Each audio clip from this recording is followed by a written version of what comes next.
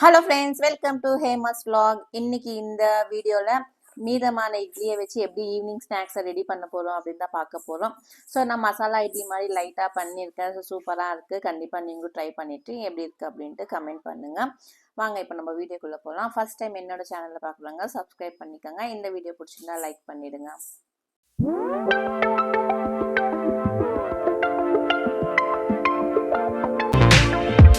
இப்போ நான் ஸ்டவ் மேலே ஒரு பேன் வச்சுருக்கேன். ஸோ பேனில் வந்து 4 ஸ்பூன் எண்ணெய் ஊற்றிருக்கேன். ஊற்றிட்டு நம்ம இட்லி கட் பண்ணி வச்சுருக்கோம். நான் 4 இட்லி எடுத்து கட் பண்ணி வச்சுருக்கேன். ஸோ அதை போட்டு நல்லா ஃப்ரை பண்ணிக்கலாம். இந்த எண்ணெயில் நிறைய எண்ணெயில் ஃப்ரை பண்ணால் அது கொஞ்சம் ஹெல்தி இல்லை. அதனால நான் கொஞ்சமாக எண்ணெய் ஊற்றி தான் ஃப்ரை பண்ணியிருக்கேன். ஸோ அதை எடுத்துகிட்டு அதுக்கப்புறமா அதே கடாய் வச்சுட்டு 2 ஸ்பூன் எண்ணெய் ஊற்றிருக்கேன். அது கூடவே கொஞ்சமாக கடுகு சீரகம் போட்டிருக்கேன். ஸோ அது பொரிஞ்சதுக்கப்புறம் காஞ்ச மிளகும் கறிவேப்பிலையும் போட்டிருக்கேன். ஸோ அது நல்லா வறுத்துட்டு ஒரு மீடியம் சைஸ் வெங்காயம் எடுத்து அது பொடிசாக நறுக்கி வச்சுருக்கேன். ஸோ அதையும் சேர்த்துட்டு நல்லா ஃப்ரை பண்ணிக்கலாம். ஸோ இது வந்து கொஞ்சம் கலர் சேஞ்ச் ஆகுற வரைக்கும் ஃப்ரை பண்ணிவிட்டு நான் வந்து ஒரு துண்டு இஞ்சி எடுத்திருக்கேன். ஸோ இஞ்சி போட்டால் கொஞ்சம் ஜீரணம் ஆகுன்றதுக்காக நான் இஞ்சி எடுத்திருக்கேன்.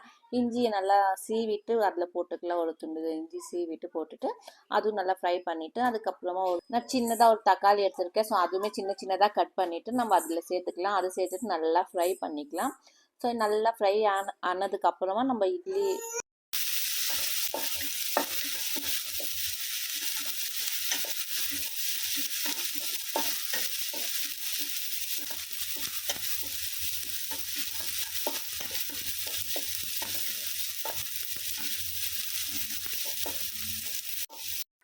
இந்த அளவுக்கு தக்காளி வதங்கினா போதும். ஸோ அதுக்கப்புறமா நம்ம ஃப்ரை பண்ணியிருக்கலாம் இட்லி எடுத்து அதில் போட்டு ஒரு 2 பெரட்டுட்டு அது கூடவே கொஞ்சமாக நம்ம சால்ட் போட்டுக்கலாம். ஸோ இட்லியில் சால்ட் இருக்கும், அதனால மசாலாக்கு எவ்வளோ தேவையோ அவ்வளோ சால்ட் போட்டுட்டு அதுக்கப்புறமா அது பெரட்டிக்கலாம். அதுக்கப்புறம் கரம் மசாலா கொஞ்சமாக போடலாம். ஸோ ஒரு 1/2 ஸ்பூன் கரம் மசாலா போட்டுட்டு உங்களுக்கு வேணும்னா பெப்பர் கூட போட்டுக்கலாம். ஸோ நான் என் பையனுக்கு கொடுக்குறதுனால பெப்பர் போடுறேன். நீங்கள் வேணால் பெப்பர் கூட போடுங்க, சூப்பராக இருக்கும் டேஸ்ட்டு. அதுக்கப்புறமா கெச்சப் 1 ஸ்பூன் கெச்சப் போட்டுட்டு அது மிக்ஸ் பண்ணி நல்லா மிக்ஸ் பண்ணிவிட்டு அதுக்கப்புறமா ஒரு பிளேட்டில் சர்வ் பண்ணி கொடுத்தேன். ஸோ சூப்பராக இருக்குது. கண்டிப்பாக லஞ்ச் பாக்ஸுமே ட்ரை பண்ணலாம். அவ்வளோ சூப்பராக இருந்துச்சு. கண்டிப்பாக நீங்களும் ட்ரை பண்ணிவிட்டு எப்படி இருக்குது அப்படின்ட்டு கமெண்ட் பண்ணுங்கள். உங்களுக்கு இந்த வீடியோ பிடிச்சிருந்தா லைக் பண்ணுங்கள். என்னோட சேனலை சப்ஸ்கிரைப் பண்ணிக்கோங்க. நெக்ஸ்ட் வீடியோக்காக. தேங்க்யூ, பாய்.